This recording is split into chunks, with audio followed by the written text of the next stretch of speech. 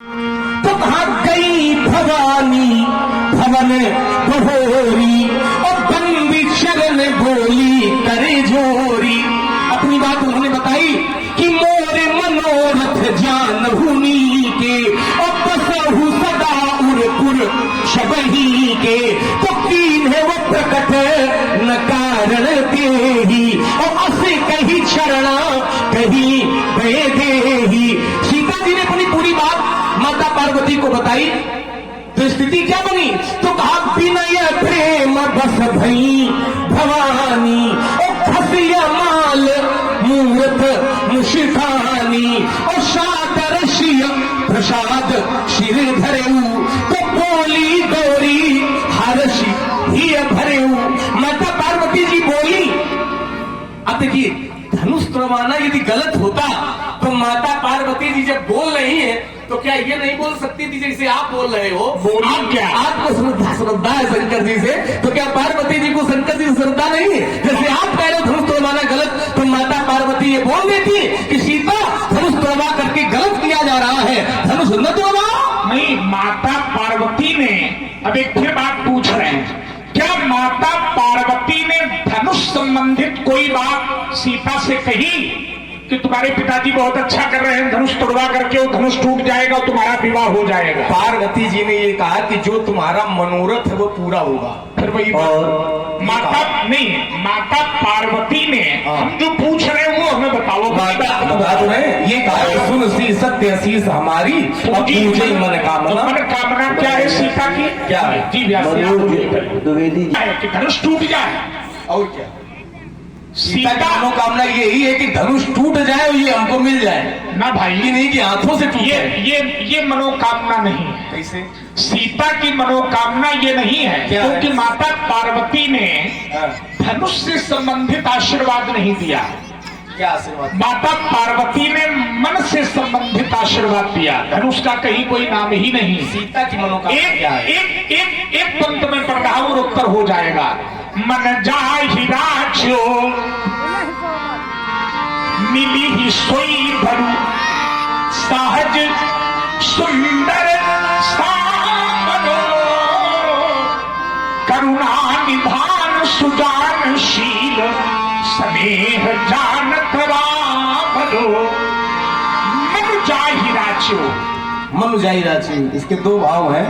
मन जाहि राजो, मन में तुमने जिसे माता पार्वती ने आशीर्वाद दिया, नारद वचन सदा सुचि साचा और सो बरु मिली ही जाहि मन। हो गई बात। अब ये बताओ हमको, जो है आप कह रहे हो धनुष से संबंधित माता जी ने कोई बात नहीं कही है। लिखा कम होता है और समझा ज्यादा जाता है। हर बात उसमें लिखी नहीं होती है।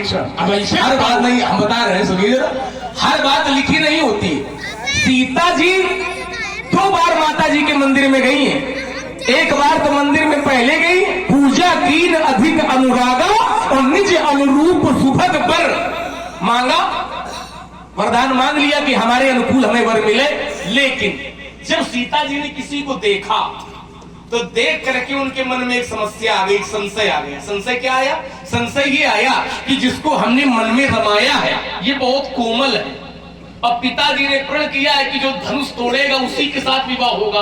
तो हमने जिसको मन में स्थान दिया है वो है कोमल, और धनुष है कठोर। तो कहीं कोमल से कठोर धनुष न टूटे, और यदि टूटेगा नहीं तो फिर हमारा विवाह इनसे होने वाला नहीं है। तो वो दोबारा पार्वती जी के यहाँ गई। क्या बात लेकर के गई कि माता जी ये नहीं से टूट जाए।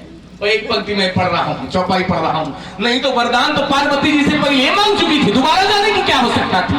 वरदान तो पहले मांग चुकी थी, निज अनुरूप सुभग वर मांगा। क्योंकि शुद्ध गई भवानी भवन बहोरी। बहोरी माने दोबारा गई। दोबारा काहे गई? दोबारा इसीलिए गई। तो मैं पंक्ति एक पढ़ता हूँ। क्या गए? दोबारा क्यों गई? तो कहा जानी कठिन शिव चाप विशूरती, जानी कठिन शिव चाप विशूरती और चली राखी उर श्यामल। जान कठिन शिव चाप विशूरती। विशूरती माने होता है कि रोने लगी। सीता जी धनुष की कठोरता को देख करके या जान करके रोने लगी।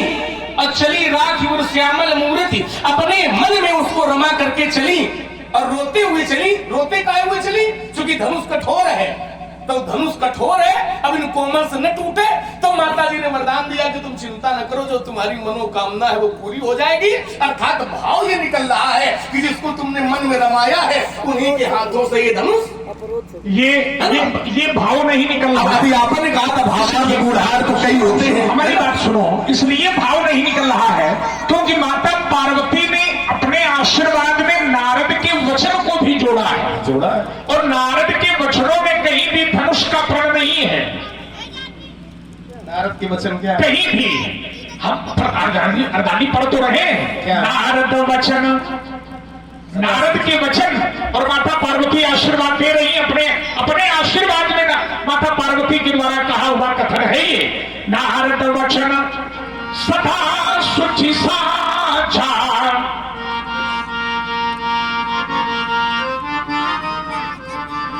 सो मरु मिली जाहि मन राजा, जानकी का विवाह जानकी के मन पर आधारित था, ना कि धनुष पर। माता पार्वती के अनुसार भी और देवर्षि नारद के अनुसार भी, इसलिए भी वहां प्रण की कोई आवश्यकता नहीं। प्रण की आवश्यकता थी महाराज, ऐसे थी प्रण की आवश्यकता क्योंकि आधारित जानकी के मन पर था।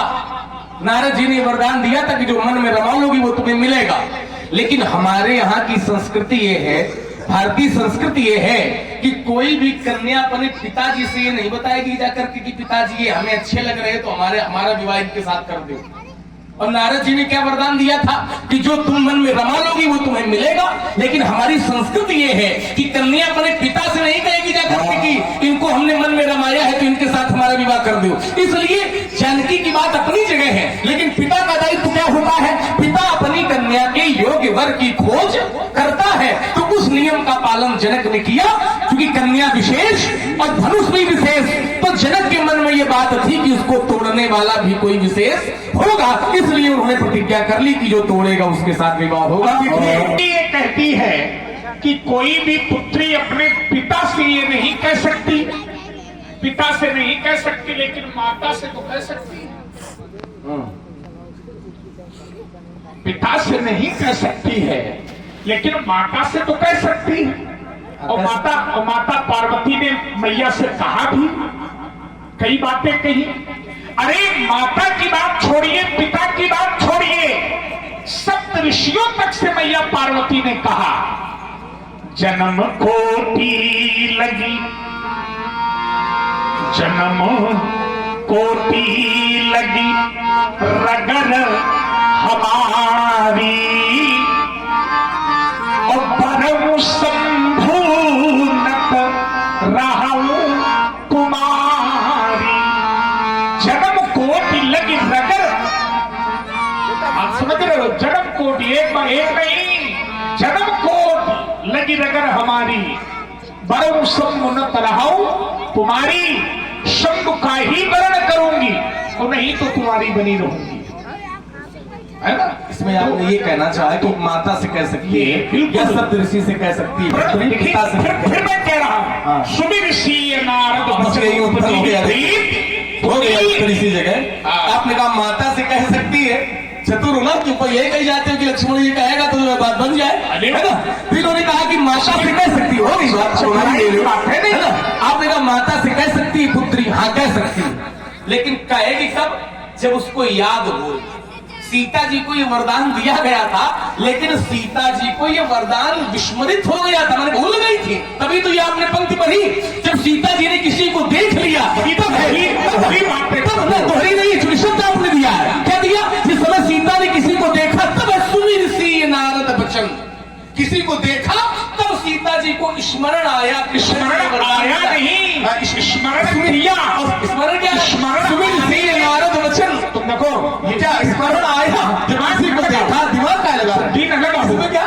स्मरण आया और स्मरण करना क्या दोनों बातें अलग अलग है। क्या स्मरण? परमात्मा का स्मरण किया और परमात्मा का स्मरण आया माने याद आई, दोनों बातें अलग है। जहां सुमिर सी है सुबीर सिंह का अर्थ ये नहीं है कि याद आई सीता को।